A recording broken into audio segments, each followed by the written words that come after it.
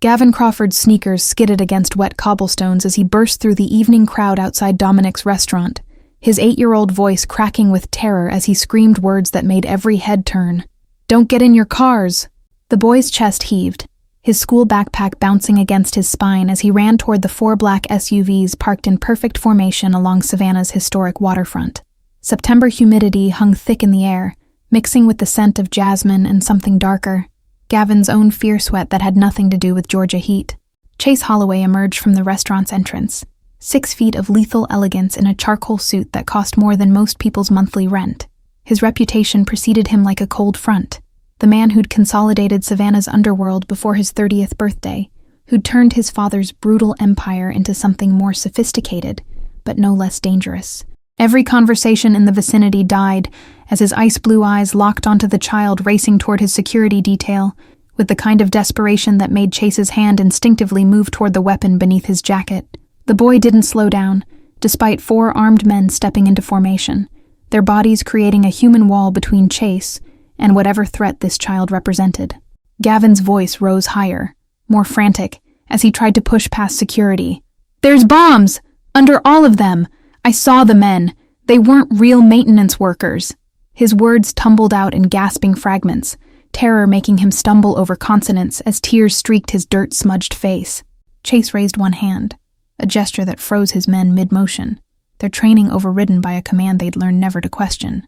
He studied the boy with the same calculating intensity he applied to business negotiations and territorial disputes, noting details that others might miss. The sketchbook clutched in white-knuckled hands, the grass stains on knees suggesting he'd been lying on the ground watching, the specific panic in eyes that had seen something genuinely horrifying. This wasn't a prank or a setup. This child believed every word coming from his mouth. "What's your name?" Chase's voice was unexpectedly gentle, a tone his associates rarely heard as he crouched to the boy's eye level despite the expensive suit. His security team exchanged glances, their unease palpable. Protocol dictated they move their boss away from potential threats, not toward crying children with wild stories. But Chase had survived this long by trusting instincts that whispered louder than training, and right now those instincts were screaming that this terrified child had just saved his life. Gavin wiped his nose with the back of his hand, trying to steady his breathing enough to speak clearly. "Gavin Crawford, sir. I was sketching the fountain for my art project when I saw them." His finger pointed toward the SUVs with a trembling accuracy that made Chase's blood run cold. 2 men in gray coveralls with city maintenance patches, but the patches were wrong. The logo was backwards and they moved too fast, like they were scared someone would notice them. Chase's head of security, a former Marine named Bishop, was already moving before the words finished leaving Gavin's mouth. The man spoke rapid commands into his radio, summoning their explosives expert while simultaneously blocking civilian access to the vehicles. Chase watched his organization shift into crisis mode with practiced efficiency, but his attention remained fixed on the boy who was now shaking so violently, his teeth chattered despite the evening warmth. "How long ago?" Chase's question was sharp, professional, already calculating timelines and escape routes if this situation went from bad to catastrophic. Gavin's eyes darted to the old church clock visible above the restaurant's roof, his young mind struggling to translate observation into useful information. "Maybe an hour? I had to finish my drawing first, and then I ran all the way here. But my legs aren't very long, so it took a while." The admission hit Chase like a physical blow. This child had seen trained operatives planting what were likely vehicle-borne explosives, and his first instinct hadn't been to run home to safety. Instead, he'd stayed long enough to complete an art assignment before racing into danger to warn strangers. The peculiar courage of that choice suggested either remarkable stupidity or something far more complicated, something that made Chase's mind reach for memories he'd buried years ago. Bishop's voice crackled through the comm unit, confirmation that made every muscle in Chase's body tense. 4 devices, professionally installed, remote detonation capability. "We're looking at complete elimination of anyone within 15 feet of these vehicles." The words were delivered with military precision, but Chase heard the underlying message. Without Gavin's warning, he and his 3 top lieutenants would have been reduced to unidentifiable remains scattered across Savannah's historic district. Chase stood, his hand briefly touching Gavin's shoulder in a gesture that surprised even himself. The boy flinched at the contact, then seemed to relax fractionally when Chase's expression remained calm, despite the chaos erupting around them. Bomb disposal specialists were arriving in unmarked vehicles, Police sirens wailed in the distance, and Chase's mind was already racing through the list of enemies bold enough and stupid enough to attempt something this spectacular. "You did good, Gavin." Chase's words were quiet enough that only the boy could hear them, a private acknowledgement in the growing circus of emergency response. Gavin's eyes widened, surprise replacing fear for just a moment. Adults rarely spoke to him with that kind of respect, that suggestion he'd done something genuinely important. His mother always said he asked too many questions, noticed too many things, got himself into situations other kids avoided. The sketchbook slipped from Gavin's loosening grip, falling open to a page covered in precise pencil drawings of the fountain, the surrounding buildings, and, Chase's breath caught, two figures rendered in careful detail working beneath a vehicle. The boy had documented everything with an artist's attention to observable reality, creating evidence more valuable than any security camera footage. Each line was deliberate, showing the men's postures, their tool bags, even the slight bulge of concealed weapons beneath their coveralls. Chase picked up the sketchbook with careful reverence, studying details that confirmed this child possessed an unusual gift for observation. The backwards patch Gavin mentioned was clearly visible in the drawing, along with facial features rendered with enough accuracy to potentially identify the perpetrators. This wasn't just luck or coincidence. This was a specific kind of intelligence that reminded Chase of someone he'd tried very hard to forget. Gavin Crawford. Chase repeated the name slowly, testing it against memory and finding the connection that made his chest tighten with recognition. Crawford wasn't a common name in Savannah's circles, and there was only one Crawford who'd intersected with Chase's world in a way that mattered. The boy's eyes, that unusual gray-green shade, confirmed what Chase's instincts had already whispered the moment Gavin spoke. Before Chase could process the implications, a battered Honda Civic screeched to a halt behind the police barricade, and a woman emerged with the kind of panic that transformed maternal instinct into something fierce and primal. She was wearing nurse's scrubs decorated with cartoon characters, her hair escaping from a messy ponytail, her face showing the exhaustion of someone who'd worked too many consecutive shifts. "Gavin!" Her voice carried across the chaos, and the boy's head whipped around with relief that suggested he'd been holding terror at bay through sheer willpower. Chase watched mother and son collide in an embrace that made something uncomfortable twist in his chest, the raw authenticity of love unfiltered by calculation or advantage. The woman was pulling Gavin back toward her car, already moving to extract them from a situation that screamed danger, her body positioned between her son and the armed men surrounding the SUVs. She hadn't looked at Chase yet, hadn't recognized that the center of this crisis was the man her son had just saved. Lainey Crawford's hands trembled as she performed a frantic visual assessment of her son, checking for injuries with practiced efficiency that came from years of nursing and single motherhood. Her questions tumbled out in rapid succession. Was he hurt? What happened? Why was he near the waterfront when he should have been at the library? Each one underscored by the barely controlled terror of a parent who'd received a call from Savannah PD, saying her child was at an active bomb scene. She hadn't heard the details, hadn't processed anything beyond your son and explosive devices, before grabbing her keys and abandoning her shift mid-round. Chase moved closer with deliberate steps, his presence commanding enough that Lainey's maternal focus finally shifted to register the dangerous man approaching her child. Her body language transformed instantly, protective instinct overriding common sense, as she positioned Gavin behind her and faced Chase with the kind of desperate courage that came from having nothing left to lose. "Stay away from him." Her voice was steady, despite obvious fear, and Chase found himself respecting the steel beneath her exhaustion. "Mrs. Crawford." Chase's use of her name made Lainey's eyes narrow, suspicion and confusion warring across features that showed the toll of 15 years spent surviving rather than living. She was younger than Chase had initially assumed, probably not yet 35, but hardship had carved lines around her eyes and mouth that spoke of sacrifices most people couldn't imagine. "Your son just saved my life and potentially prevented a mass casualty event. I need 5 minutes to explain why that matters." Lainey's grip on Gavin tightened, her nurse's brain processing the scene with growing comprehension. The expensive suits, the military-grade security response, the way every man in the vicinity deferred to Chase with a respect that transcended mere employment. Recognition flickered across her face, the kind that came from living in Savannah long enough to know which names meant power and which meant danger. "You're Chase Holloway." It wasn't a question, and the way she said his name carried the weight of someone who'd trained herself to avoid men exactly like him.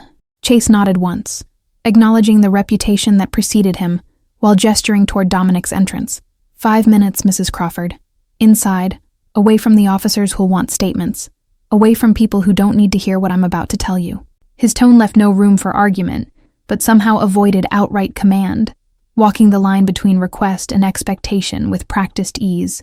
Bishop moved to clear a path, and Chase saw Laney calculating odds, measuring risks, trying to determine if refusing the most dangerous man in Georgia was more hazardous than accepting his invitation.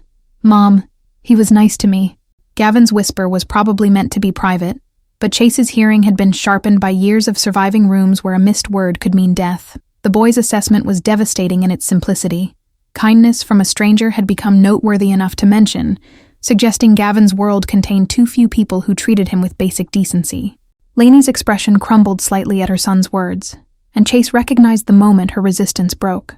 They moved through Dominic's as a strange procession, Chase leading, Laney and Gavin following close together, Bishop securing their perimeter with silent efficiency. The restaurant's owner, an old man named Sal, who'd served 3 generations of Holloways, directed them to the private room without being asked, understanding that some conversations required walls and closed doors. The space was simple but elegant, exposed brick and old photographs of Savannah's past creating atmosphere that felt removed from the modern crisis outside. Chase waited until Laney and Gavin were seated before taking his own chair, deliberately choosing distance that might feel less threatening. He watched Laney position herself between him and her son, that protective instinct never quite relaxing, even as her eyes showed curiosity about why Georgia's most notorious figure wanted to speak with her specifically. The resemblance between mother and son was striking now that Chase could observe them together.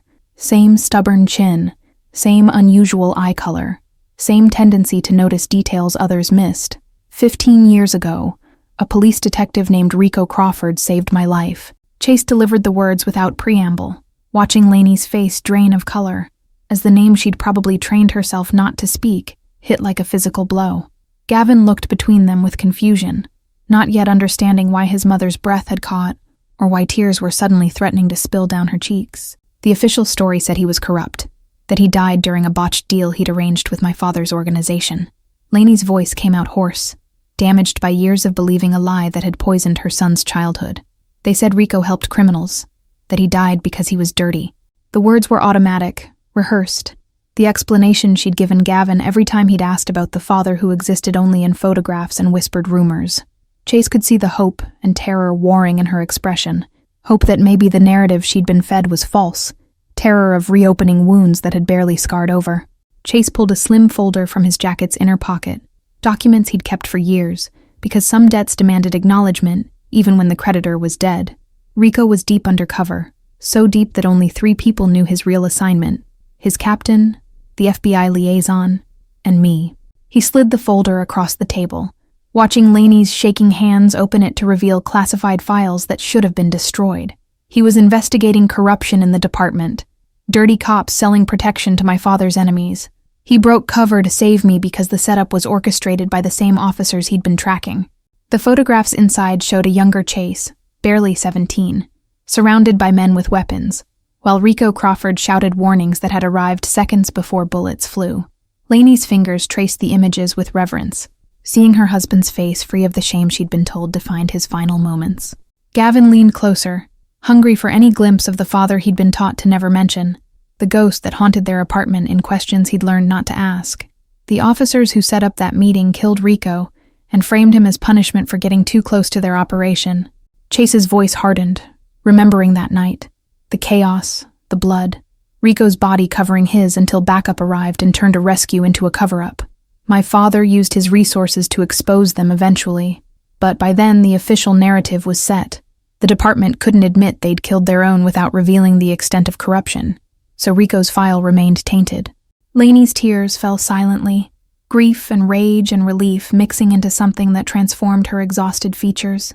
They gave me a flag and condolences and looked at me like I'd chosen wrong, like I should have known what kind of man I married. Her words broke on suppressed sobs, 15 years of judgment and isolation cracking open. Gavin grew up hearing whispers that his father was dirty, kids at school saying his dad was a criminal, teachers watching him like corruption was genetic. Chase felt that uncomfortable twist in his chest again, understanding now why Gavin's courage had seemed familiar. Rico died protecting someone he believed could change things, someone who represented a chance to break cycles of violence his investigation had exposed. The admission cost something to voice. Chase rarely acknowledged the burden of another person's sacrifice, the weight of living up to faith he hadn't asked for. Tonight, his son did exactly the same thing, showed the same instinct to run toward danger if it meant protecting others. Gavin's small voice cut through the heavy emotion saturating the room. My dad was a hero? The question was tentative, hardly daring to hope that the shame he'd carried might actually be honor misunderstood. Chase turned to face the boy directly, seeing Rico's determination reflected in features still soft with childhood. Your father was the bravest man I ever met. He gave up everything, his reputation, his life, his family's future, because he believed truth mattered more than safety. Lainey reached for Gavin, pulling him close as they both processed revelations that rewrote their understanding of the past 15 years. Chase gave them that moment, watching grief transform into something cleaner, witnessing shame lift like morning fog burning off the river. He'd expected satisfaction from finally delivering this truth, but instead felt only the ache of witnessing healing he'd denied them by keeping silent for so long. Why tell us now? Lainey's question was sharp, despite tears, her intelligence cutting through emotion to the practical question that mattered. Chase appreciated the resilience that let her function, even while processing life-altering information, the same strength that had kept her and Gavin surviving when easier paths might have beckoned. Why not 5 years ago, or 10, when it might have made Gavin's childhood different? Chase met her eyes without flinching, accepting the accusation beneath her words. Because I'm a coward who convinced myself that the past was better left buried, that protecting my own peace mattered more than your truth. The admission was unusual. Chase rarely apologized, rarely acknowledged failure, but Lainey deserved honesty after years of lies, and because tonight proves that silence was wrong. Gavin saved my life the same way Rico did, and this time I won't let that sacrifice exist in shadow. Bishop's interruption came with a sharp knock that conveyed urgency without actual panic, and Chase read volumes in the tension bracketing his security chief's mouth. The bomb disposal had revealed sophisticated military-grade explosives, the kind that required connections beyond standard criminal channels, and preliminary investigation suggested a signature that made Chase's blood run cold. Paolo Marchetti's organization had been circling Savannah's territory for months, probing defenses, testing resolve, building toward something that now had a clear shape. We've got bigger problems. Bishop's words were clipped, professional, but his eyes flicked toward Gavin with concern that made Chase's protective instincts flare. The disposal team found microcameras positioned to capture the aftermath. Whoever planted those devices wanted documentation, proof of death for their employer. The implication settled heavy in the room. People had been watching this location, which meant they'd seen a small boy racing toward the SUVs with warning written all over his posture. Lainey's sharp intake of breath told Chase she'd grasped the danger before he could soften it, her medical training making her adept at reading between lines. They saw Gavin. It wasn't a question, and the fear returning to her voice was different now. Not the immediate terror of bombs and police, but the cold dread of understanding they'd become witnesses to an organization that eliminated loose ends. Her hand found her son's shoulder, gripping with enough force that Gavin winced but didn't pull away. Chase's mind was already racing through scenarios, calculating odds and plotting strategies with the ruthless efficiency that had kept him alive in a business where sentiment was usually fatal. Marchetti wasn't subtle. His reputation had been built on spectacular violence that sent messages, on eliminations that terrified potential rivals into submission. A child witness would be seen as unacceptable risk, especially a child whose warning had foiled an expensive, carefully planned operation. You can't go home. The statement landed with finality that made Lainey's defenses surge back to full strength, maternal instinct overriding survival logic. We're not staying with you, if that's what you're suggesting. Her voice carried steel despite the tremor underneath, and Chase recognized the desperation of someone who'd fought too hard for independence to surrender it easily. We'll go somewhere else. Somewhere safe. Maybe my sister in Atlanta or... There is nowhere safe. Chase cut through her planning with brutal honesty that made Lainey's protest die unspoken. Marchetti has resources across the Southeast, connections in law enforcement, eyes everywhere that matter. You run to family. You paint targets on them too. He hated delivering this truth, hated watching hope drain from her features, but sugarcoating reality would only make the inevitable worse. You stay visible. You're vulnerable. You hide without proper protection. You're just prolonging the timeline until they find you. Gavin's voice was small, frightened in ways that 8-year-olds shouldn't understand. Are the bad men coming for us because I told? The guilt in his question made Chase's chest tighten.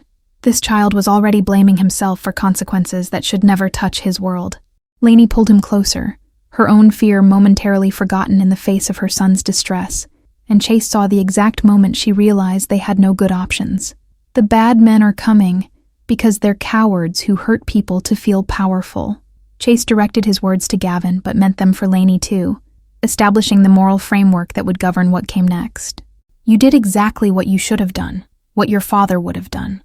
Now it's my turn to make sure that doing the right thing doesn't destroy your life the way it destroyed his.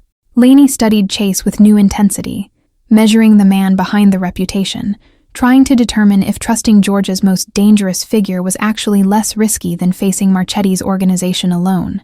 Chase held her gaze, letting her see whatever she needed to see, understanding that this decision wasn't really about trust. It was about choosing between terrible options and hoping you picked the one that left your child alive. What are you proposing? My estate has security that makes Fort Knox look casual. Chase laid out facts without embellishment, letting reality speak for itself. 30 acres on the river, surveillance that covers every approach, guards who've kept me breathing for a decade despite people far more dangerous than Marchetti trying otherwise. He paused, acknowledging the elephant neither of them had addressed. You and Gavin stay there until this threat is neutralized, until we've dealt with Marchetti in ways that ensure he never threatens anyone in this city again. The weight of what Chase was offering, and what accepting would mean, hung heavy between them. Lainey would be entering his world, placing herself and her son under the protection of someone whose business was built on violence, trusting a criminal to keep them safer than the law ever could. Chase watched her weigh impossible choices, saw the exact moment survival instinct overruled pride, and felt something uncomfortable lodge in his chest at her reluctant nod. How long? Lainey's question was practical, already mentally cataloging what they'd need, how she'd explain an extended absence from work, which lies she'd need to tell to maintain some semblance of normal life. Chase appreciated her pragmatism, even as he hated the answer he had to give, the truth that would upend whatever stability she'd managed to build from disaster. As long as it takes. Chase's words acknowledged that this wasn't a temporary inconvenience, but a fundamental shift in their circumstances, and he saw Lainey absorb that reality with visible effort. Marchetti won't stop until he's eliminated the threat he perceives, which means we don't get to choose our timeline. We get to choose whether we're prepared when he makes his move. Bishop was already making calls, mobilizing transport and security protocols for assets that now included a terrified woman and her 2 brave son. Gavin's sketchbook still lay open on the table between them, his drawings bearing silent witness to the conversation that was reshaping 3 lives in ways none of them had anticipated hours earlier.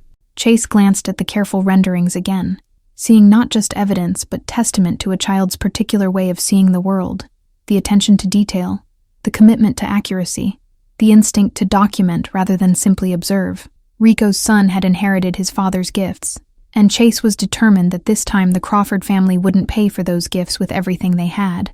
The Holloway estate materialized from darkness like something out of Southern Gothic imagination, wrought iron gates opening onto a tree-lined drive where Spanish moss created cathedral shadows in the security lights. Lainey pressed her forehead against the SUV's window, watching antebellum architecture emerge from centuries-old oaks, trying to reconcile this gracious beauty with the dangerous world she was entering. Gavin had fallen asleep against her shoulder an hour ago, exhausted by terror and revelation, his sketchbook clutched even in unconsciousness. Chase had traveled in a separate vehicle, giving them space that Lainey appreciated even as it emphasized how completely their circumstances had shifted. She'd called her supervisor from the car, inventing a family emergency that would cover her absence, hating the lies, but understanding their necessity. The nurse who'd covered her shift had sounded concerned but unsuspicious, and Lainey felt the weight of maintaining normalcy while her entire life crumbled and reformed around her. The house itself was revelation, not the cold showpiece she'd expected, but a home that bore traces of generations, rooms filled with antiques and photographs that spoke of history predating Chase's dark reputation. A housekeeper named Martha appeared with the kind of warm efficiency that suggested she'd weathered worse surprises than midnight arrivals of frightened guests.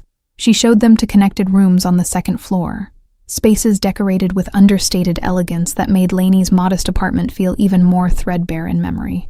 Gavin woke briefly as Lainey transferred him to the massive 4-poster bed, his eyes unfocused with exhaustion. Is this real? His whispered question could have meant the room, the danger, or the revelations about his father. And Lainey smoothed his hair without answering, because she wasn't sure which reality he needed confirmed. Martha had already unpacked the overnight bags Bishop's team had retrieved from their apartment, displaying organization that felt both comforting and invasive. Sleep eluded Lainey despite bone-deep exhaustion, her mind replaying the evening's events in fractured loops that offered no resolution. She stood at the window overlooking grounds that stretched toward the Savannah River, watching shadows that might have been security patrols or simply darkness moving. Somewhere in this house, Chase Holloway was presumably doing whatever dangerous men did in quiet hours, and Lainey tried not to think about how her son's safety now depended on someone most people feared. Morning arrived with golden light filtering through old glass, distorting the gardens below into impressionist paintings that seemed too peaceful for their circumstances. Gavin explored their rooms with cautious wonder, touching furniture that cost more than their monthly rent, examining books on shelves that held everything from classics to contemporary thrillers. Lainey watched him adapt with the resilience of children who'd learned early that stability was temporary, and something in her chest ached at how easily he accepted displacement. Breakfast was served in a sunroom where plants created jungle atmosphere, and the table could have seated 12, but held settings for 3. Chase appeared freshly showered and dressed in casual clothes that somehow made him more intimidating than the expensive suit had. This version felt personal, real, stripped of the armor that public appearance provided. He greeted Gavin with the same careful respect from the previous night, asking about his sleep and whether the room was comfortable. Lainey studied Chase across coffee that tasted better than anything she'd made in years, watching him interact with her son and seeing layers she hadn't expected. He didn't talk down to Gavin or offer false reassurances, instead treating the boys' questions with seriousness that acknowledged their reality's danger. When Gavin asked if they were prisoners, Chase's answer was unflinching. "You're guests who can't leave yet," which isn't the same but isn't completely different either. The honesty was almost worse than comfortable lies would have been, but Lainey appreciated it anyway. She'd built her life on truth after years of living with the lie of Rico's supposed corruption, and Chase's refusal to sugarcoat their situation felt like respect she hadn't realized she was craving. How does this work? Her question encompassed everything: logistics, timeline, the strange domestic arrangement they'd fallen into by necessity rather than choice.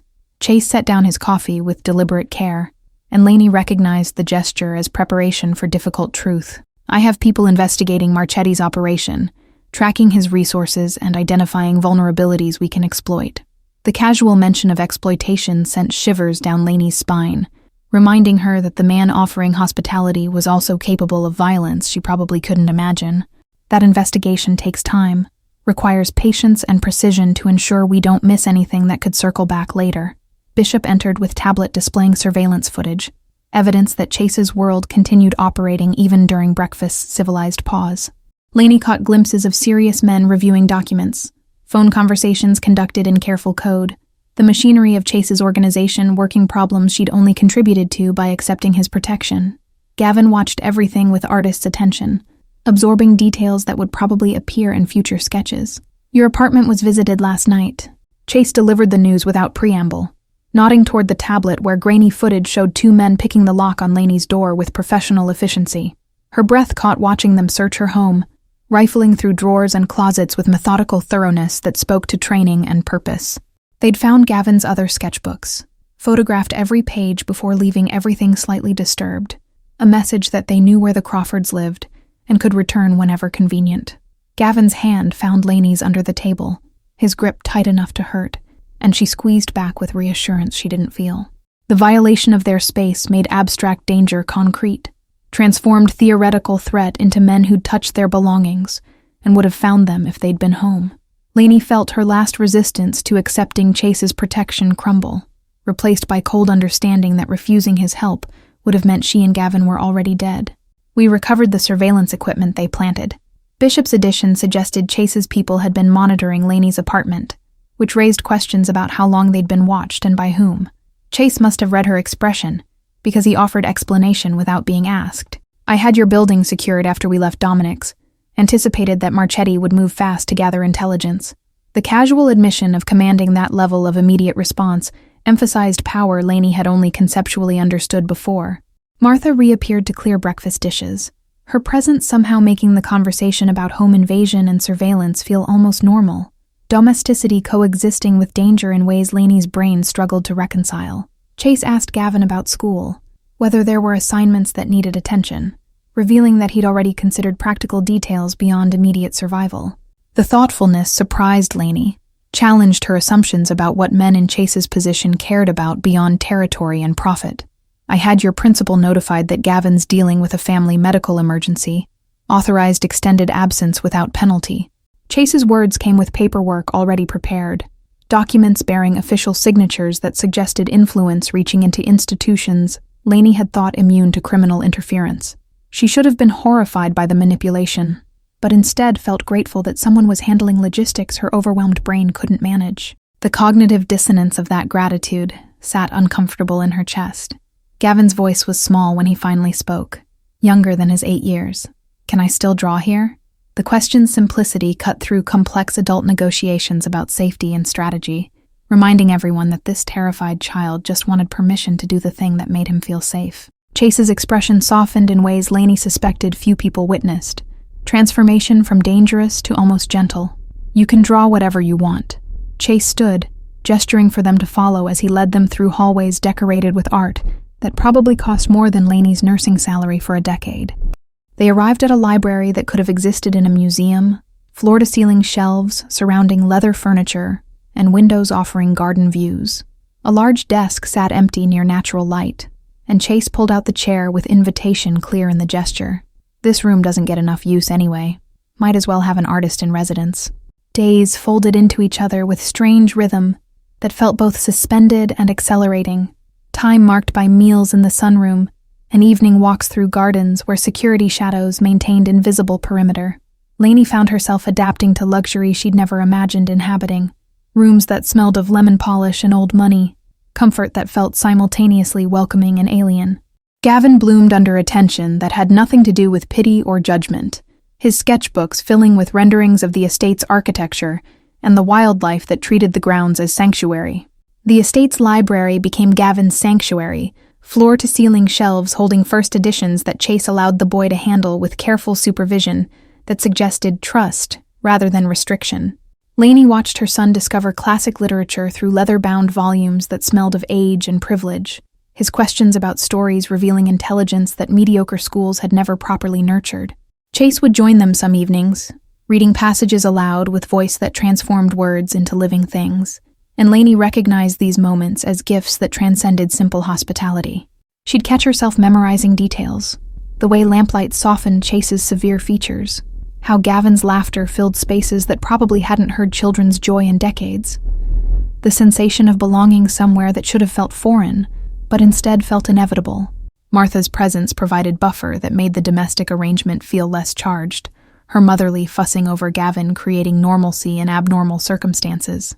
The housekeeper would appear with snacks precisely when energy flagged, suggest activities that kept the boy engaged without demanding adult supervision, and somehow always know when Lainey needed space to process the emotional whiplash of their situation. Through careful observation, Lainey learned that Martha had raised 3 sons of her own, all of whom had chosen paths far from their mother's employer, and the older woman's protective affection for Chase suggested complicated history of watching him navigate impossible choices. One afternoon, Martha confided that she'd never seen Chase allow anyone into his private spaces the way he'd opened his home to them, admission that carried weight of witnessing transformation she hadn't thought possible. The gardens revealed themselves in layers as Lainey explored during Gavin's art sessions, hidden courtyards with fountains that whispered secrets, rose gardens maintained with obsessive care, pathways that led to river views where dolphins sometimes surfaced. She discovered that Chase had preserved much of the landscape exactly as his grandmother had designed it decades earlier, maintaining beauty in defiance of his father's preference for intimidating formality.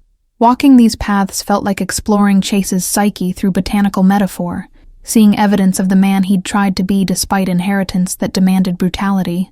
Lainey found herself sitting on stone benches his grandmother had probably occupied, wondering what that woman would think of the nurse and her son finding refuge in spaces designed for contemplation and peace. Bishop's security briefings became regular intrusions into their temporary paradise, reminders that the threat wasn't theoretical despite the estate's insulated tranquility. Lainey would see Chase's expression harden during these updates, watch him transform from the patient man teaching her son chess into the calculating strategist who'd survived in a world that rewarded ruthlessness. The duality was stark and unsettling, forcing her to confront that both versions were equally authentic, that Chase contained multitudes that couldn't be simplified into hero or villain. She understood intellectually that his protection required capability for violence she preferred not imagining, but emotionally struggled to reconcile the gentle hands that steadied Gavin's pencil with ones that could authorize actions, Bishop's careful euphemisms barely disguised. The cognitive dissonance was exhausting, pushing Lainey to question every assumption she'd built her moral framework upon, while recognizing that judgment without understanding was its own kind of violence. Chase appeared at irregular intervals, his presence transforming the house's energy in ways Lainey was increasingly aware of despite trying not to be. He'd sit with Gavin in the library, offering quiet commentary on the boys' work, without hovering or demanding gratitude. Lainey watched these interactions from doorways, seeing her son respond to masculine attention he'd been denied his entire life, and felt complicated emotions she wasn't ready to examine closely. The third evening, Chase found Lainey on the veranda where ceiling fans pushed humid air and cicadas created symphony that drowned easier conversation. He carried 2 glasses of bourbon without asking if she wanted company, settling into the chair beside hers with comfort that suggested this was ritual rather than intrusion. Lainey accepted the drink, because refusing felt more awkward than accepting, and the first sip burned throat already tight with questions she didn't know how to ask. "You don't have to stay out here avoiding me." Chase's observation was gentle, but direct, acknowledging the elephant that had been growing since they'd arrived. Lainey had been keeping careful distance, interacting during meals, but retreating to her room or the gardens whenever possible, maintaining boundaries that felt increasingly artificial. She turned to find him watching her with expression that managed to be both intense and undemanding, and something in her chest tightened uncomfortably. "I'm not avoiding you." The lie sounded unconvincing even to her own ears, and Chase's slight smile suggested he heard it too. Lainey tried again, aiming for honesty. "I don't know how to be here, how to accept this without feeling like I'm betraying every principle I've tried to teach Gavin." The admission cost something, revealing vulnerability to someone whose opinion shouldn't matter, but increasingly did. Chase was quiet long enough that Lainey thought maybe she'd offended him, crossed some line she hadn't known existed. When he finally spoke, his voice carried weight of confession rather than defense. "I've spent 10 years trying to be different from my father, building something that operates with strategy instead of brutality." He gestured toward the house, the grounds, the invisible empire beyond. "But different doesn't mean good, and I'm not going to pretend that what I do is defensible by standards you've lived your life following." The honesty was devastating in its simplicity, and Lainey found herself leaning forward, despite instincts that whispered danger. Then why do it? Her question wasn't judgment, but genuine curiosity about choices that had led this complicated man to power most people fled from. Chase studied his bourbon like it held answers, amber liquid catching fading light in ways that seemed almost hypnotic. "Because someone's going to control Savannah's underworld, and I'd rather it be someone who doesn't enjoy the violence, who sees it as necessary evil rather than recreational activity." Chase's pragmatism was chilling and somehow reassuring simultaneously. "My father used to say power was about making people fear you. I've learned it's about making them understand that cooperation costs less than resistance." Lainey absorbed this philosophy that explained so much about how Chase operated. The careful respect he showed Gavin, the way his security team functioned with discipline instead of aggression, even the elegant brutality of how he'd handled their protection. That's still manipulation. Her words lacked accusation, stating fact rather than making judgment, and Chase nodded acceptance. "It is, but manipulation that leaves people alive and functioning feels preferable to my father's approach, which left bodies and trauma everywhere he went." Chase finally met her eyes, and Lainey saw something haunted beneath the calculated control. "I'm not asking you to approve, Lainey. I'm just trying to explain that the man protecting your son isn't the monster the newspapers make me out to be, even if I'm not exactly hero material either." The use of her first name sent unexpected warmth through Lainey's chest, intimate in ways that formal address hadn't been. She realized they'd crossed some threshold without her noticing, moved from captor and captive to something more complicated that didn't have easy definition. "Gavin thinks you're a hero." The observation emerged before Lainey could consider wisdom of voicing it, and Chase's expression flickered with something that looked almost like pain. Gavin's 8 and doesn't understand yet that the world isn't divided into heroes and villains. Chase's response was gentle, almost sad, and Lainey heard the subtext about innocence he was trying to preserve, while knowing it couldn't last. Give him a few years and better perspective, and he'll recognize that I'm just someone who made different choices than his father did. Choices that led to longer life, but dirtier conscience. Silence settled between them, comfortable despite the heavy conversation, and Lainey found herself noticing details she'd been avoiding. The way Chase's hands moved with unconscious grace, the silver threading his dark hair despite his relative youth, the scar visible on his collarbone where his shirt collar gaped. How old were you when Rico saved you? The question emerged from curiosity that had been building since Chase first mentioned her husband's sacrifice. 17. Chase's answer was immediate, suggesting this was memory he'd revisited often. My father had sent me to a meeting I wasn't ready for, testing whether I had what it took to inherit his empire. Bitterness colored his tone, and Lainey heard years of complicated relationship compressed into those few words. The officers setting me up thought eliminating me would weaken my father's organization, create chaos they could exploit. They didn't account for Rico's conscience being stronger than his cover. Lainey imagined 17-year-old Chase facing death orchestrated by people who should have protected him, and felt unwelcome sympathy for the boy who'd grown into this dangerous man. Did you want the empire? Her question touched something personal, and she saw Chase's surprise that she'd asked it. Most people probably assumed his path had been chosen eagerly, ambition driving him toward power rather than circumstance forcing his hand. I wanted to leave, actually. Had plans to disappear after high school, start over somewhere my last name meant nothing. Chase's laugh was bitter, self-mocking. Then Rico died saving me, and my father made it clear that the debt I owed required staying, learning, eventually taking over when his heart finally gave out. The trap of obligation was clear in his voice, and Lainey recognized the cage built from someone else's sacrifice. You could have still left. Lainey knew she was pushing into territory that might close Chase down, but something drove her to understand the choices that had shaped him. Chase turned to face her fully, and the intensity in his gaze made her breath catch despite herself. Could I? With Rico's death on my conscience, knowing that if I ran, his sacrifice meant nothing? The raw emotion in his question demolished Lainey's remaining assumptions about the man beside her. The moment stretched between them, heavy with recognition of shared burden. They'd both been trapped by Rico's choices, shaped by his death in ways that determined their paths forward. Lainey felt the defensive walls she'd maintained crumbling, replaced by understanding that was far more dangerous than simple fear or resentment. Chase represented everything she'd taught herself to avoid, but the man behind the reputation was far more complicated than her categories allowed. Morning found Lainey in the kitchen before dawn, her nurse's schedule too ingrained to break despite having no shift to report to. Martha was already there, moving through preparation with practiced efficiency, and the two women fell into easy rhythm that felt almost normal. Lainey learned that Martha had worked for the Holloway family for 30 years, had watched Chase grow from angry teenager into the controlled man he'd become, and her fierce loyalty suggested depth to her employer that public reputation didn't capture. Chase appeared as coffee finished brewing, drawn by the same early morning impulses that had ruled his life long before circumstances had transformed his household. He looked startled finding Lainey at the counter, as though he'd forgotten guests disrupted his usual solitude, but recovered quickly with small smile that transformed his normally severe features. They stood in kitchen dawnlight, passing cups and sharing space with surprising comfort for people whose lives had collided through violence. Gavin's still asleep? Chase's question acknowledged the absence of the child who'd become their common ground, and Lainey nodded affirmation while wondering when this man had started mattering enough that his inquiries felt personal, rather than polite. She'd caught herself noticing Chase more over recent days, the way he moved through his home with unconscious grace, how his voice gentled when speaking to her son, the intelligence that sharpened his eyes when Bishop brought updates. They migrated to the sunroom by unspoken agreement, watching gardens emerge from darkness as the city woke beyond estate walls. Chase's tablet chimed with incoming messages, business that never truly paused, but he silenced it without checking, giving Lainey attention that felt deliberate.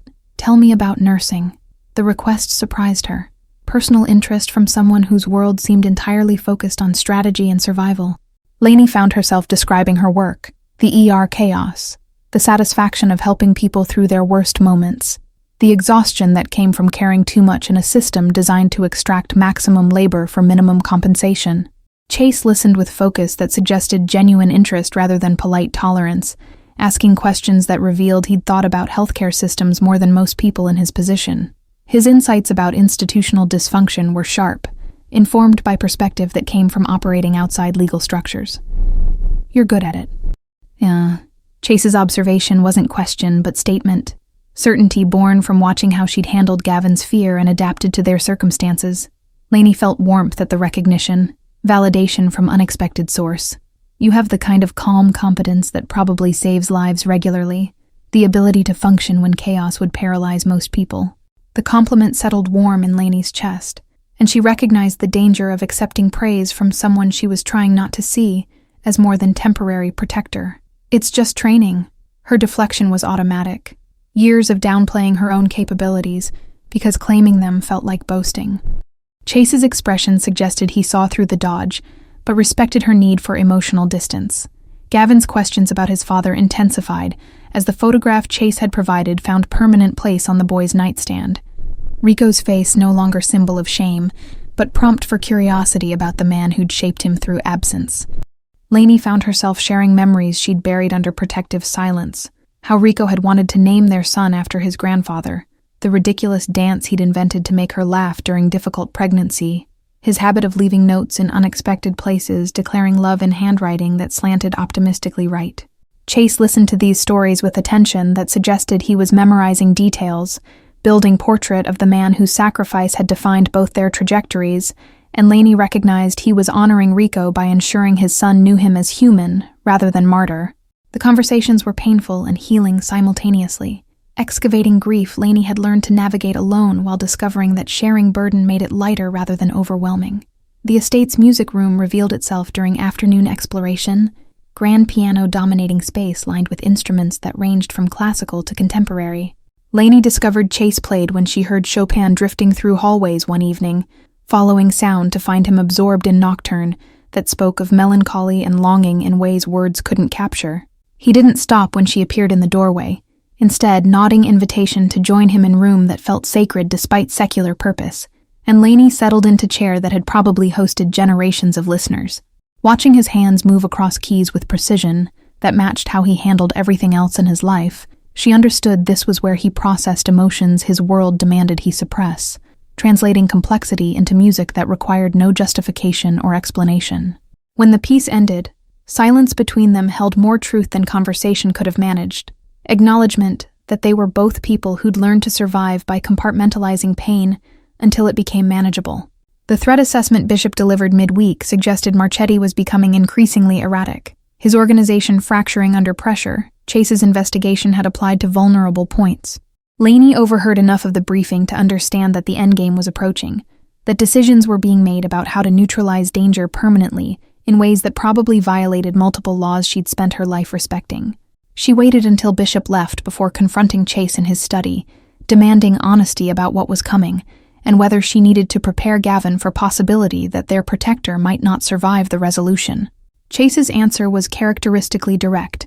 He'd handled worse threats than Marchetti with better planning, but guarantees were impossible in business where miscalculation meant death. The pragmatism should have terrified her, instead sparked anger that he was so cavalier about risking life that had become important to people beyond himself, and their argument escalated into territory neither had intended to enter. "You don't get to do this."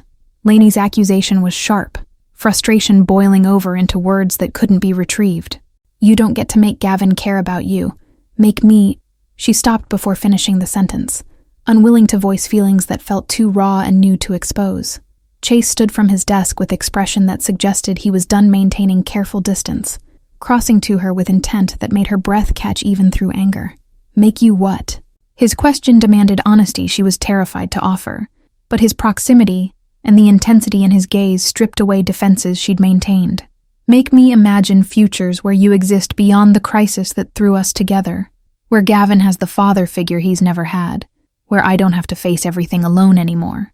The confession emerged as accusation, all her fear and longing tangled into admission that changed everything between them by making the unspoken explicit and undeniable. Bishop's arrival shattered the moment's intimacy, and Lainey felt relief mixed with disappointment at the interruption. The security chief brought news that Marchetti's organization was showing signs of pressure, sloppy surveillance, increased communication that suggested desperation, movements that indicated the failed bombing had destabilized his operations. Chase absorbed the information with satisfaction that never quite reached his eyes, and Laney recognized the calculation of someone preparing to strike. How much longer? Laney's question applied to everything. Their confinement, the threat, this strange suspended existence where she was learning to see Chase as human rather than monster.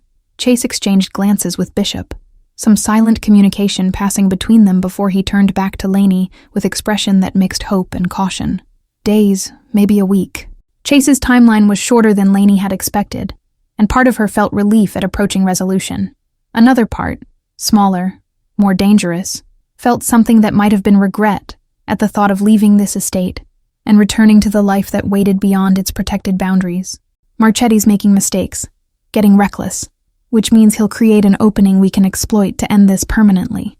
The casual mention of ending threats permanently sent chill through Laney, despite summer heat already building outside. She'd been existing in bubble where danger felt theoretical, buffered by Chase's security and the estate's peaceful beauty. But Bishop's updates reminded her that violence was always waiting just beyond the garden walls. What happens to us after? The question encompassed more than immediate safety, touching on everything Chase's revelations about Rico had upended. Chase's hesitation before answering told Laney the question had layers he was still working through himself. You go home, back to your life, and I make sure Marchetti's people understand that touching you would be a catastrophically expensive decision. His words painted picture of protection extending beyond their current arrangement, and Laney tried to ignore how that promise made her feel. The evidence Gavin provided gets used to clear Rico's name officially, full restoration of his reputation with the department. The offering was everything Laney had wanted for 15 years, justice she'd stopped believing was possible, and Chase was presenting it like simple logistics, rather than life-altering gift. Why? Her voice came out smaller than intended, overwhelmed by generosity from someone who owed them nothing beyond immediate protection. Why go to that trouble when you could just ensure Marchetti backs off and call it even? Chase's answer was long in coming, and when it arrived, carried weight of truth he probably rarely voiced. Because Rico Crawford died saving someone he believed could be better than the world he was born into, and I've spent 15 years trying to prove that faith wasn't completely misplaced. His eyes held Laney's, and she saw vulnerability beneath the control. The young man still trying to honor a dead cop's sacrifice. Clearing his name is the least I can do to balance scales that will never actually even. Gavin's appearance broke the tension, the boy trailing his sketchbook and looking sleepy but happy in ways that made Laney's chest ache. He gravitated immediately to Chase, showing him drawings from the previous day with pride that suggested he'd found the father figure she'd tried to provide alone. Chase examined each sketch with genuine interest, pointing out improvements and asking questions that encouraged Gavin to explain his artistic choices. Watching them together, Laney felt something shift in her perception. Walls she'd maintained crumbling under weight of recognition that Chase Holloway was dangerous in ways that had nothing to do with his criminal empire. He was dangerous because he made her want things she'd trained herself not to need. Partnership, protection that didn't come with resentment, masculine presence that complemented rather than competed with her strength. The realization should have terrified her, but instead settled warm and inevitable as summer rain. Martha called them to breakfast, and they moved as strange family unit that shouldn't have worked, but somehow did, navigating morning rituals that felt almost normal, despite the armed guards patrolling the perimeter. Laney caught Chase watching her across the table, his expression unguarded for just a moment, and saw her own complicated feelings reflected back. They were trapped together by circumstances neither had chosen, but something real was growing in the spaces between necessity and choice. The day stretched ahead with promise and threat balanced on knife's edge. Marchetti growing desperate, Chase preparing whatever move would end the danger permanently, and Laney trying not to think about what happened when the crisis that brought them together finally resolved. She'd survived by not wanting things she couldn't have, but Chase was making that discipline increasingly difficult to maintain. The fourth night brought thunderstorms that turned the river silver and made the old house groan with atmospheric pressure changes. Laney stood at her bedroom window watching lightning illuminate gardens transformed into something wild and primordial, unable to sleep despite exhaustion that went bone deep. A soft knock interrupted her storm watching, and she opened the door to find Chase holding 2 mugs of tea with expression that suggested his own insomnia. Martha swears chamomile helps. Chase's offering came without expectation, and Lainey accepted, because refusing felt churlish, and because she was starting to crave these quiet moments when his guard dropped.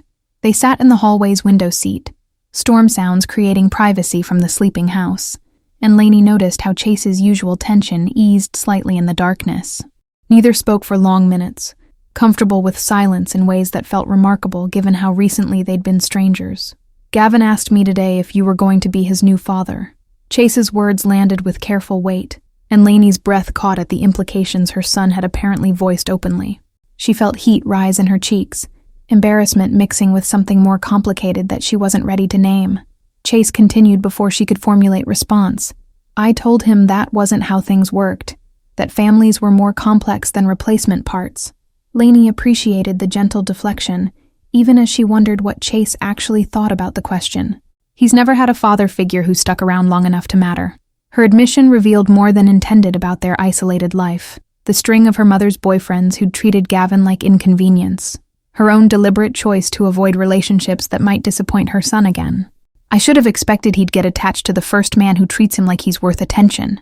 "He is worth attention." Chase's response was immediate, fierce in ways that made Lainey's heart skip. "Gavin's remarkable. The way his mind works, his courage, the fact that he sees beauty worth documenting even when he's terrified." There was admiration in Chase's voice that went beyond polite assessment, genuine recognition of her son's specific gifts. Any man who couldn't see that wasn't worth having around anyway. The validation settled warm in Lainey's chest, and she found herself studying Chase's profile in lightning flash illumination. "You're good with him in ways I didn't expect." Her observation acknowledged the disconnect between Chase's reputation and the reality of how he treated her son with patience she'd rarely witnessed from anyone. Chase's slight smile suggested he heard the surprise beneath her words and wasn't offended by it. The estate's sprawling grounds included stable that housed 3 horses. Chase admitted he rarely rode anymore, legacy of childhood passion that adult responsibilities had crowded out. Gavin discovered them during morning exploration, returning breathless with excitement about the mare who'd nuzzled his hand seeking treats, and Chase arranged riding lessons with instructor who'd taught him decades earlier. Lainey watched her son learn to post and canter with fearless enthusiasm that made her simultaneously proud and terrified, understanding that Chase was giving Gavin experiences that would have remained forever inaccessible in their previous life. The transformation in her son was remarkable, confidence replacing the hunched defensive posture he'd developed from years of being judged for his father's supposed crimes, joy replacing the careful guardedness that had made him seem older than his 8 years. Chase would join them at the paddock some afternoons, offering quiet corrections that Gavin accepted with eagerness to please that revealed how desperately he'd needed masculine approval, untainted by pity or lowered expectations. The investigation into Marchetti's network revealed connections that made Chase's expression darken in ways that suggested personal recognition. Corrupt officials who'd enabled the rivals' operations were some of the same officers who'd orchestrated Rico's character assassination 15 years earlier. The realization created strange symmetry that none of them could ignore, suggestion that clearing Rico's name and neutralizing current threat were more intertwined than coincidence could explain. Chase spent hours in his study reviewing old case files he'd somehow acquired, building timeline that connected past corruption to present danger, and Lainey understood he was constructing justice that legal system had failed to deliver. She found herself complicit in this extra-legal investigation, offering insights from Rico's personal effects she'd kept boxed in their apartment's storage, notes her husband had made about suspicions he'd never lived to pursue. Together they assembled narrative of systemic rot that had cost Rico his life and nearly claimed Chase's, pattern of violence protecting power that demanded answer beyond simple prosecution. Martha's daughter visited one afternoon, bringing grandchildren who transformed the estate into chaos of childish energy that revealed how empty the house usually was. Lainey watched Chase interact with the 4-year-old twins with awkward gentleness, man who commanded empire reduced to helpless confusion by toddlers demanding he participate in imaginary tea party. The sight was endearing and heartbreaking, glimpse of the father he might have been if circumstances had been different, if his inheritance hadn't demanded he remain unencumbered by vulnerabilities like family. Gavin joined the tea party with seriousness that made the adults smile, translating toddler requests into language Chase could comprehend, and Lainey felt her heart crack open, watching her son bridge worlds with empathy beyond his years. That evening, After Martha's family departed and quiet reclaimed the house, Chase admitted he'd deliberately avoided situations involving children because witnessing innocence he was tasked with protecting through methods that corrupted his own had become unbearable, but Gavin had somehow made that contradiction feel less insurmountable. The storm night kiss remained unaddressed in daylight hours, existing as charged possibility that neither of them knew how to navigate, while Gavin's presence demanded they maintain appropriate boundaries. But awareness thrummed constant between them, hands brushing during dinner, reaching for same serving dish, eyes meeting across rooms with understanding that went beyond words, the magnetic pull that made separation feel like fighting natural law. Lainey caught herself anticipating Chase's arrivals home from whatever business kept him absent during days, listening for his voice and footsteps with a tension she recognized as dangerous, but couldn't quite suppress. She was falling for him despite every rational argument against it, tumbling into a relationship that made no practical sense but felt more real than anything she'd experienced since Rico's death. The guilt of that realization kept her awake some nights, wondering if she was betraying her husband's memory by caring for the man he'd died protecting, questioning whether her judgment was compromised by gratitude and isolation, making her vulnerable to first person who'd shown genuine interest. But then she'd remember Chase's careful patience with Gavin, his unflinching honesty about his own limitations, the way he looked at her like she was remarkable rather than merely convenient, and the guilt would recede beneath recognition that Rico would have wanted her to find happiness, rather than remain frozen in grief. Kids respond to honesty better than adults do. Chase's philosophy revealed something about how he approached the world, the calculation that governed his interactions. Gavin knows I'm not his father and never will be, but he also knows I respect him enough to tell him truth even when lies would be easier. The storm punctuated his words with thunder that rattled window panes, and Lainey felt the metaphor wasn't lost on either of them. What happens when we leave? Lainey's question encompassed more than logistics, touching on the connections forming despite every rational reason they shouldn't. Chase turned to face her fully, and the intensity in his gaze made her breath catch despite the storm's drama providing distraction. I've been asking myself the same thing. His admission surprised her with its vulnerability, suggesting he'd been wrestling with questions that mirrored her own complicated feelings. I don't have good answers. Chase's honesty was almost worse than comfortable deflection would have been, forcing Lainey to confront the reality that whatever was developing between them had no clear path forward. My world isn't safe for people I care about, which is why I've avoided caring about anyone for most of my adult life. The confession revealed loneliness Lainey recognized from her own carefully constructed isolation. Two people who'd chosen solitude as protection, discovering it was also prison. Lainey's voice was barely audible over rain hammering the roof. What changed? She knew the answer even as she asked, could feel the shift that had occurred over days of shared meals and quiet conversations, the way protection had evolved into something neither of them had intended. Chase's hand moved toward hers on the window seat, stopping just short of contact in question she could accept or refuse. Her fingers closed the distance, and the simple touch carried weight of acknowledgement that they'd crossed invisible threshold into territory neither could navigate safely. Chase's thumb traced patterns on her palm, gentle exploration that somehow felt more intimate than anything Lainey had experienced in years. This is complicated. Her words were understatement, and Chase's quiet laugh acknowledged the absurdity of their situation. Complicated doesn't begin to cover it. Chase's agreement came with resignation, and something that might have been hope, the recognition that sometimes the most dangerous choices were the ones that felt most right. Thunder crashed close enough to shake the foundation, and Lainey wondered if the universe was offering commentary on their terrible timing. But I'm finding it increasingly difficult to pretend I'm not grateful Gavin saved my life for reasons beyond simple survival. The admission hung between them, unvarnished truth that demanded response Lainey wasn't sure she could give. She'd spent 15 years protecting her heart and her son from disappointment, building walls that kept them safe, but also kept them isolated. Chase represented everything those walls were designed to prevent: danger, uncertainty, the possibility of losing someone else to violence or choices she couldn't control.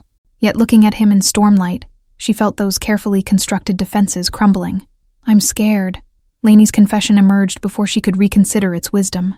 Vulnerability she rarely showed anyone, making her voice shake. Scared that Gavin's already too attached. Scared that I'm starting to see you as more than just protection. Scared that when this is over, we'll go back to our apartment, and I'll spend the rest of my life wondering what might have happened if circumstances had been different. Chase squeezed her hand gently, acknowledgement of fears he clearly shared. I'm terrified that keeping you safe means letting you go, that the best thing I can do for you and Gavin is ensure you never have reason to see me again after Marchetti's handled. His words painted picture of sacrifice that mirrored Rico's in ways neither of them mentioned, and Lainey recognized the pattern of Holloway men believing distance equaled protection. But I'm also selfish enough to hope there's a third option I haven't thought of yet. The possibility of that third option, something between complete separation and dangerous entanglement, hovered unspoken between them. Lainey leaned slightly closer, testing boundaries and finding Chase meeting her halfway with careful precision. Their kiss was tentative, exploratory, carrying question marks about whether this was grief-fueled mistake or something real enough to survive complexity. When they separated, both were breathing unevenly, storm sounds mixing with their own internal tempests. We should probably think about this more carefully. Chase's words contradicted the way his hand cupped her face, thumb brushing her cheekbone with tenderness that demolished any pretense of casual interest. Lainey nodded agreement, even as she leaned into his touch, rational thought losing ground to emotion she'd suppressed for too long. They stayed suspended in that moment, neither willing to push forward nor capable of pulling back, the storm outside matching the one building between them.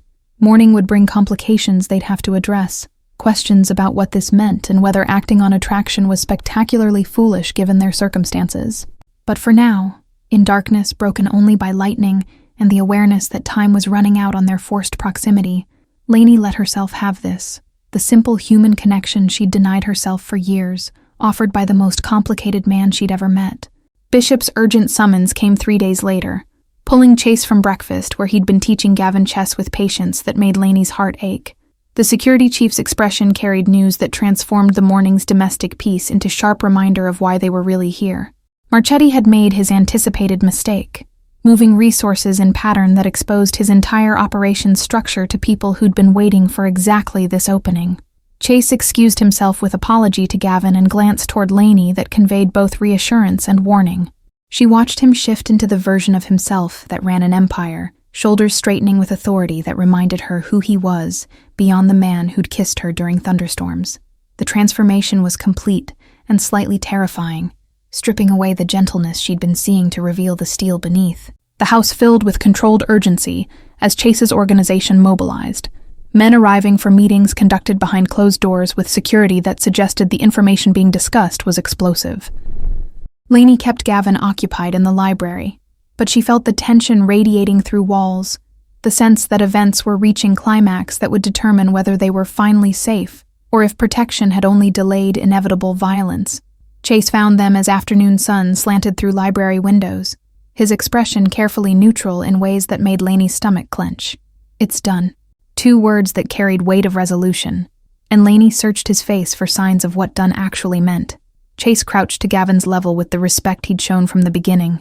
"The men who wanted to hurt us can't anymore. You and your mom are safe now."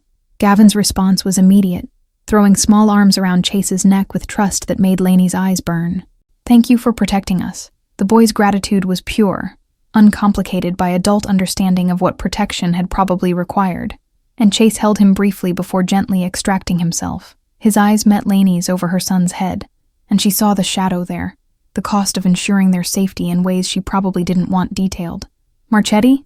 Lainey's single word asked everything, whether he was dead, arrested, neutralized through methods that would let Chase sleep at night. Chase's answer was carefully constructed to give information without graphic detail.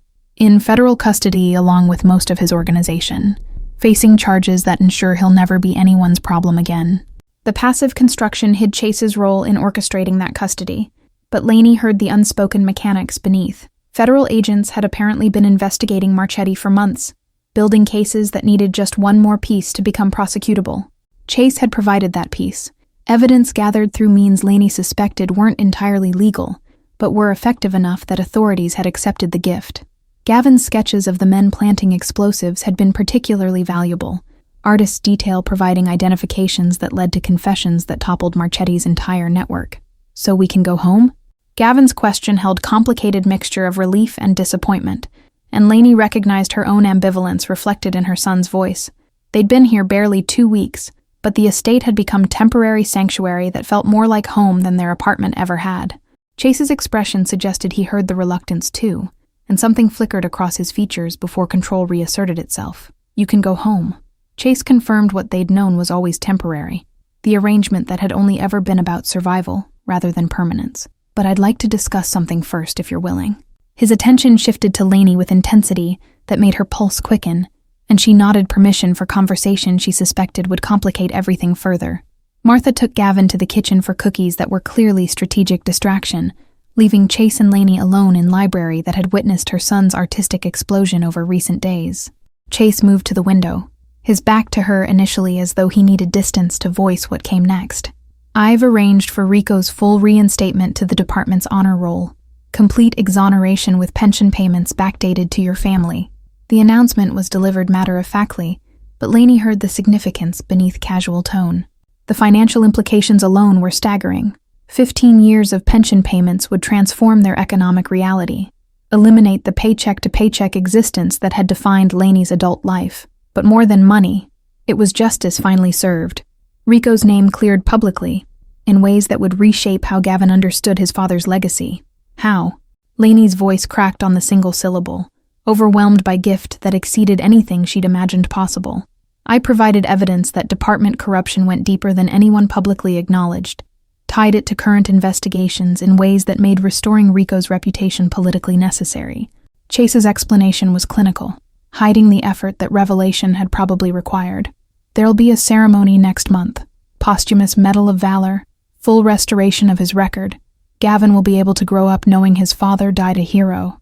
Tears Lainey had been holding at bay broke free, 15 years of grief and anger and vindication flooding through carefully maintained control. Chase turned from the window, closing distance between them with careful steps that gave her space to refuse comfort if she needed to. Instead, Lainey found herself in his arms, accepting embrace that felt simultaneously foreign and desperately needed, crying against his shoulder while he held her with surprising gentleness. Thank you. The words felt inadequate for what Chase had given them, but Lainey had nothing else to offer that could match the magnitude of having her husband's honor restored. Chase's hand stroked her hair with tenderness that contradicted everything his reputation suggested about his capacity for softness. Rico deserved better than he got, and so did you and Gavin. When Lainey finally pulled back, Chase's expression held question that had been building since the storm night kiss they'd both been carefully not mentioning. There's something else I need to say, and I need you to hear it without feeling obligated by everything I've done for you. His preface made Lainey's breath catch, anticipation and anxiety mixing in her chest as she nodded for him to continue. I don't want you to leave. Chase's admission was raw, unguarded in ways she suspected he rarely allowed himself to be. I know that's selfish. Know that my world is dangerous and complicated, and probably the last thing you need after finally getting your life stable again. But these 2 weeks have been— He paused, searching for words to capture something neither of them had expected. They've reminded me that there's more to existence than just surviving, that connection matters even when it's inconvenient. Lainey's heart hammered against her ribs, torn between wanting what Chase was offering and terror of what accepting would mean. I don't know how to make this work. Her honesty matched his, acknowledging attraction that couldn't be denied alongside practical obstacles that couldn't be ignored. Your life, my life, they don't fit together in ways that protect Gavin or give him the stability he needs. Then we figure out how to make them fit. Chase's response was simple, determined, the same focus he probably applied to impossible business problems. I'm not asking you to join my organization or pretend you approve of what I do. I'm asking if you're willing to see if there's a way for us to build something real despite all the reasons we shouldn't. His hands cupped her face with care that made Lainey's remaining resistance crumble, and she recognized the moment of choice that would determine everything that followed. The weeks that followed Marchetti's arrest brought unexpected complications as Lainey navigated returning to work while maintaining connection to Chase's world that had become surprisingly essential. Her hospital colleagues noticed changes they couldn't quite name, the way she carried herself with newfound confidence, the expensive but understated jewelry that appeared on her wrist, the fact that she no longer looked perpetually exhausted from financial stress and single-parent overwhelm. Lainey deflected questions with vague references to resolved family matters, unwilling to explain that the resolution involved falling for George's most notorious figure while he systematically dismantled threats and restored her dead husband's honor. She found herself living double life that felt both dishonest and necessary, compartmentalizing the nurse who saved lives through medicine from the woman who'd accepted protection from someone who'd probably ended lives to ensure her safety. The cognitive dissonance was exhausting, But Chase's patient understanding when she needed space to process helped her navigate contradictions that had no clean resolution. His willingness to let her set pace and boundaries, making the impossible situation feel almost manageable. The ceremony was held on a crystalline October morning, when Savannah's humidity had finally broken, and the city felt almost comfortable. Lainey stood in the front row of the police department's memorial garden, Gavin beside her in a suit that Chase had insisted on buying despite her protests about accepting more gifts. Her son looked older somehow, standing straighter, as the commissioner detailed Rico Crawford's heroism in ways that finally matched the truth she'd always known, but couldn't prove. Chase stood at the back, deliberately separate from the family section, maintaining distance that acknowledged this moment belonged to Rico's memory, rather than whatever relationship was developing between them. But Lainey felt his presence like gravitational pull, awareness that had only intensified over the weeks since Marchetti's arrest when they'd been navigating what came next. They'd agreed to take things slowly, to let Gavin adjust to changes rather than rushing into arrangements that might destabilize him further. The medal being posthumously awarded gleamed in autumn sunlight as the commissioner pressed it into Gavin's hands with words about legacy and sacrifice that made the boy's eyes shine with tears. Lainey's own vision blurred, watching her son accept recognition that should have come 15 years earlier, justice finally served even if it couldn't bring Rico back. Other officers approached afterward, men who'd worked with Rico and had believed in his integrity despite official narrative, offering condolences and apologies that came far too late, but mattered anyway. Martha had organized a reception at the estate afterward, and Lainey had stopped arguing about whether it was appropriate to celebrate at Chase's home. The truth was, their lives were already intertwined in ways that made separation feel artificial. Gavin had art lessons twice weekly with an instructor Chase had hired. Lainey had accepted position at a hospital where Chase's foundation was major donor, and most evenings found them sharing dinner either at the estate or Lainey's apartment that had been upgraded with security that Chase insisted was non-negotiable. The gathering that afternoon was a strange hybrid of celebration and remembrance, with officers mingling awkwardly alongside Chase's associates in garden that had witnessed Gavin's artistic awakening. Lainey watched her son show his sketches to Rico's former partner, explaining techniques with confidence that hadn't existed 2 months ago, and felt gratitude for unexpected ways trauma had transformed into growth. Chase materialized beside her with wine and expression that suggested he was as uncomfortable with social gathering as she was. He would have been proud. Chase's observation about Rico felt important coming from the man her husband had died protecting, validation that carried weight beyond polite condolence. Lainey leaned slightly into Chase's warmth, public acknowledgement of their relationship that still felt new enough to be thrilling. Proud of Gavin. Proud of you. Proud that his sacrifice mattered beyond the moment. His arm settled around her waist with natural ease that suggested their careful navigation was working despite complications. Bishop approached with news that several of Marchetti's former territories had been successfully absorbed into Chase's organization, expansion accomplished without violence through strategy that emphasized cooperation over conquest. Lainey heard the subtext. Chase was consolidating power in ways that made Savannah safer, even while operating outside legal structures. The contradiction still made her uncomfortable, but she was learning that moral absolutes rarely survived contact with messy reality. Gavin appeared with sketchbook, showing them drawing he'd done of the memorial ceremony that captured emotion as well as visual detail. Chase studied it with genuine appreciation, pointing out composition choices that revealed sophisticated understanding for someone so young. Your dad had the same gift for seeing what mattered.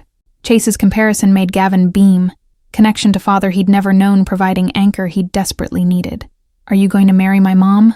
Gavin's question was delivered with child's directness that made both adults freeze, and Lainey felt heat rise in her cheeks at her son's complete lack of social filter.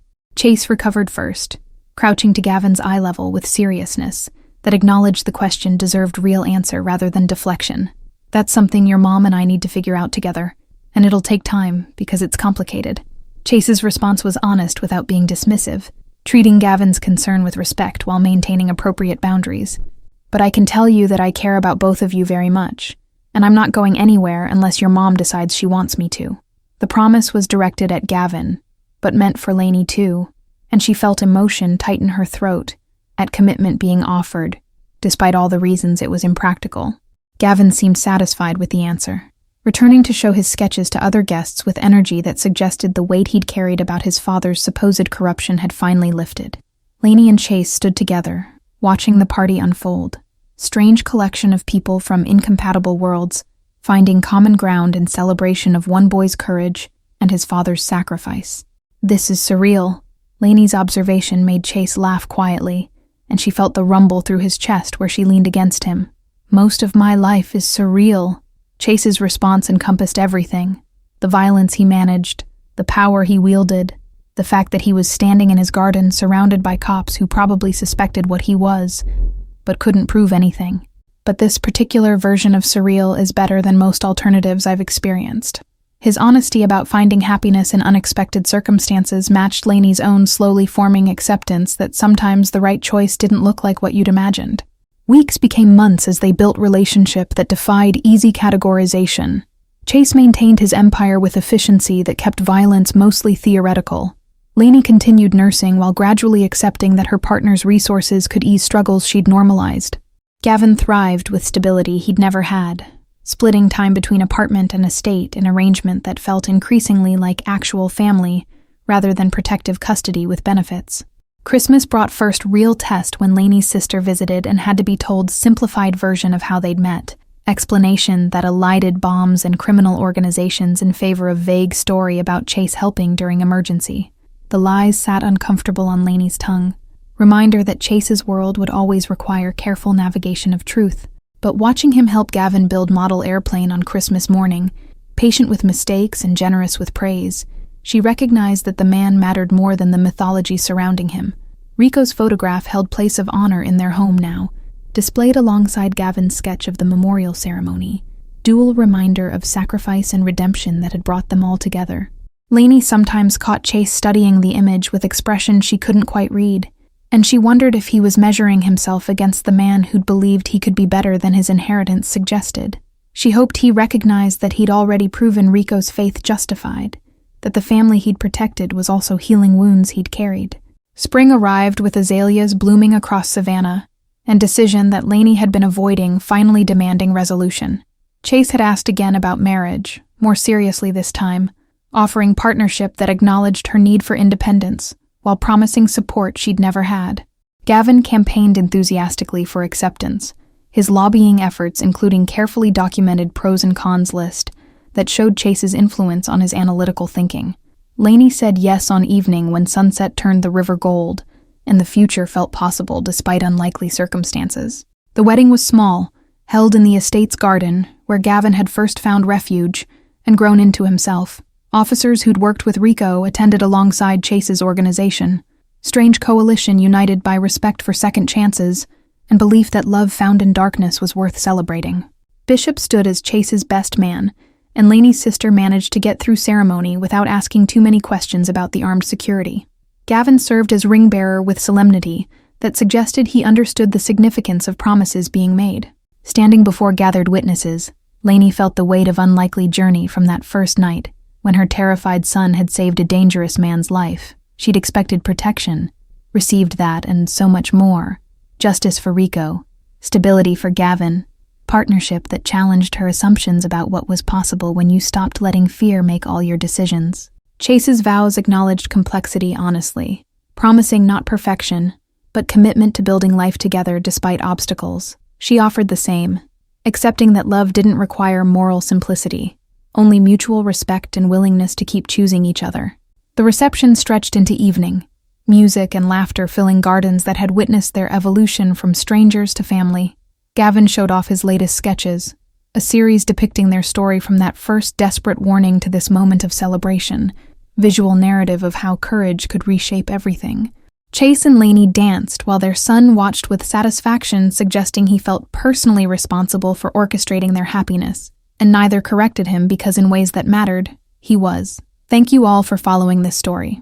If you've enjoyed it, please write in the comments from which place you're watching this story, and don't forget to like, subscribe, and share the video. Your support means everything and helps me continue bringing these stories to you.